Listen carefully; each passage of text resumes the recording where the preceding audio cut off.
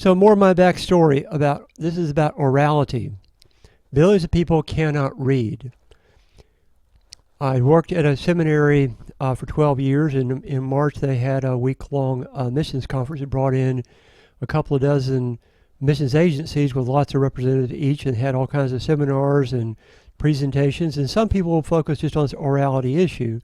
There's a lot of the unreached people groups that don't have their language is not written down. They have no books, they have no Bibles, it's not written.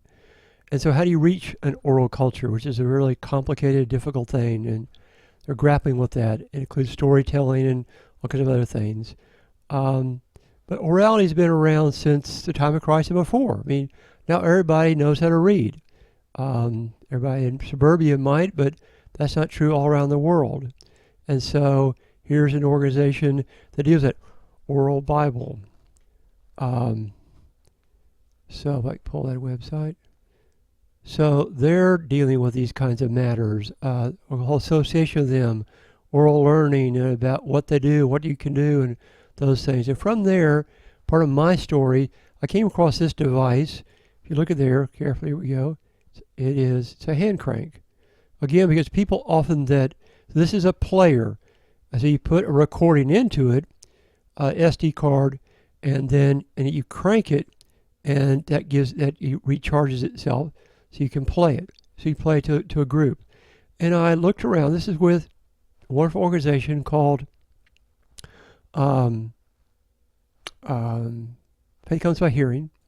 And they have lots of great things, including they have the little, you imagine the little iPods. So the Bibles here in different languages you can download.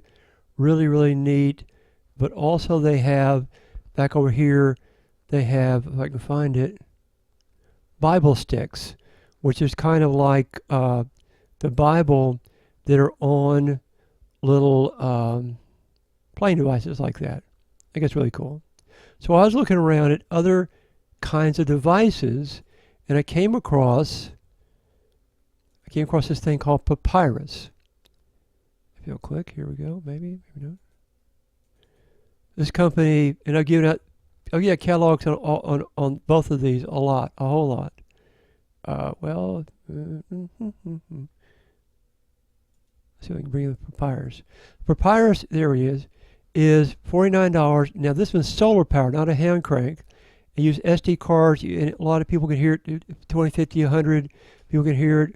And also what completely amazes me is they have a solar powered device here. It's kind of like an iPad with solar power, so you can go into a remote area, $500, and show up Jesus video or any other kind of video. And then for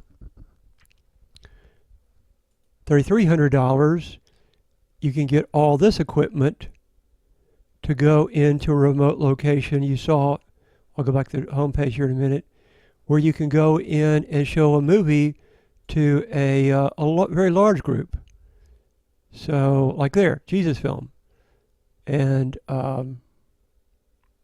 you use it with a generator, with a gas generator, or solar powered.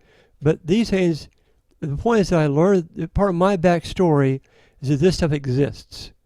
It's available and people are using it. It's not something science fiction out there, maybe someday. It's right here, right now. It's being used every day somewhere. So that was huge. The other is that storytelling, and the seminars that I learned from these missionaries is that they would take a parable of Jesus or a story in the book of Acts or bedtime stories you tell your children, and they would teach you how to tell the story in a very clear way, not exactly word for word, but approximately word for word.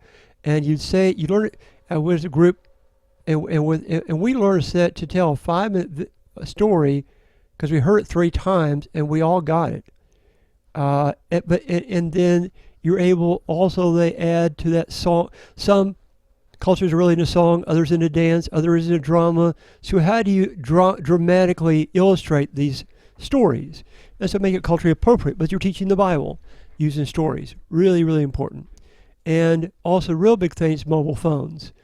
Mobile phones are all over the world. They're growing more and more. Ours here are pretty expensive. We have some cheap ones here, but also electronics are cheaper in Asia. So there's a lot of places in Asia. There's just lots of amazing phones. Very poor people have them.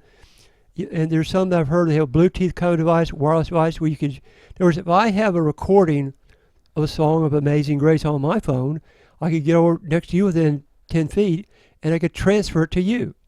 Faith comes by hearing by the word of God. So these things, mobile phones, besides the mobile phone audio, there's a video side. There's that organization that I could bring up that is that's working hard on the visual side of that. It's called Visual Story Network, and I've been participating with that off and on for a few years. And they're all about mobile phones and about using, and here's their URL, and using technology to reach people. So this is another part of my backstory. And they have hundreds of members, very actively involved. And God bless them abundantly. And so they have great material, 900 members now. Great videos, all kinds of materials, from college students to professionals to writers, all people there. So what I'm saying is that this part of my backstory, this is what started, this what was in me and percolated in me before the other things kind of clicked. And I'll share more about that in a while. But you need to know this has been part of my backstory. Let's call that. Anyway, that's all for that. Thanks, bye.